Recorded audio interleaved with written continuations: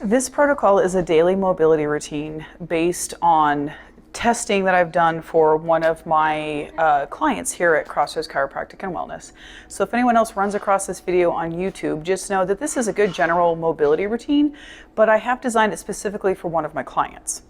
That being the case, I'm going to go through the exercises quickly for the sake of the video, knowing that when you were doing these for yourself, you're going to do them slower, you're going to take your time, and you're going to really think about it.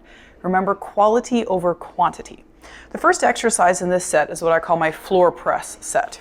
So what you're going to do here, and I actually am basing this off of Andrew Locke's protocol, Dr. Andrew Locke. You're going to be on your stomach. I'm going to keep my head a little bit more lifted than you normally would for the sake of the microphone here, but I'm going to squeeze my glutes, right? I'm going to be here. You can have your neck up a little bit, but you don't want to be fully extended, right? And I'm going to give pulses here by squeezing mid-back, here, squeezing mid-back, here, squeezing mid-back. Really making sure I'm pushing my lats down as I go, feeling all that activation mid-back. Next are going to be bird dogs. Now, with the bird dogs, I want my hands underneath my shoulders. My knees are going to be underneath my hips. I like flexing this foot and making a fist with the opposite side. If you're having a real rough day, this might be enough of a challenge to your core. But what I'm going to focus on here is I'm going to squeeze my glute and extend my hip back, not to the point where my hip is kicking out, but then bring it back to center, just like so. You want to make sure that you're exhaling to crunch, inhaling to expand on those bird dogs. Next, everyone's favorite, the plank. Now with the plank, what I really want you to focus on still is that zippering of the core. So I'm going to exhale and feel my core zipper in and up. In that plank position, I'm also going to hold my glutes in an attempt to keep my pelvis in neutral. I don't want to be super tucked under. I don't want to be super tucked back. I want my rib cage to stay in line with my hip bones. So that's going to look like this, right? I like to be on my forearms. If you have to start on your knees, that's fine, as long as your pelvis is neutral. That's all that matters. Then I'm going to kick up like so, keep my neck neutral, hold for 5 to 10 deep breaths. Next, we're going to need a little prop. You're actually going to need a foam roller for this one. Same concept, right? So with that bridge, we're also going to want to have neutral pelvis. So I'm going to go into this neutral position like so. Hips are in line with my rib cage. I'm going to actively squeeze the roller to feel my adductors at the same time. And I'm going to push the floor away by squeezing my glutes and then controlling it back down. Pushing the floor away by squeezing the glutes and extending my legs and then controlling it back down.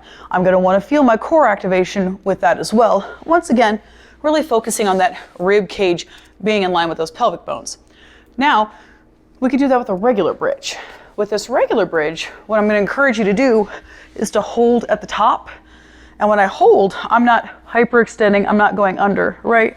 I'm just simply holding at the top, feeling hamstring and glute activation to hold me here, and making sure my pelvis isn't super shifted one way or the other, making sure I'm in neutral. Control it back down, and make sure core is engaged.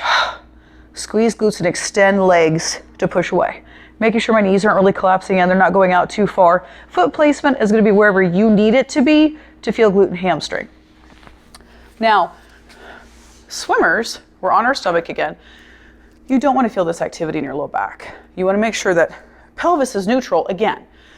Even on those first floor pulses, I'm still maintaining that rib alignment with my hips throughout the entire exercise. That way we're not overcompensating one direction or the other during this action.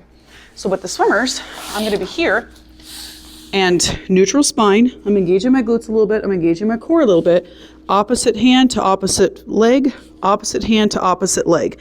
Now notice I'm not doing one of these numbers, right? I'm keeping the core activation.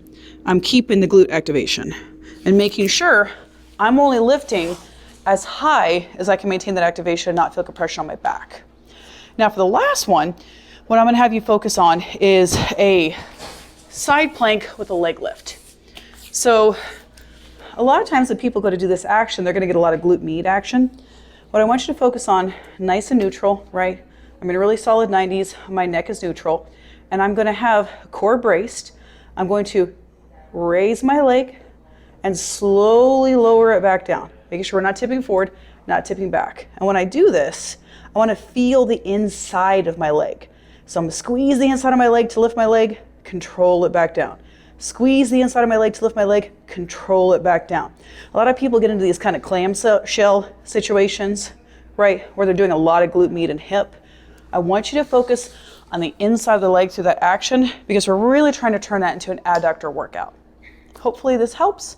Feel free, if you've got any questions, to call me at 816-471-7330.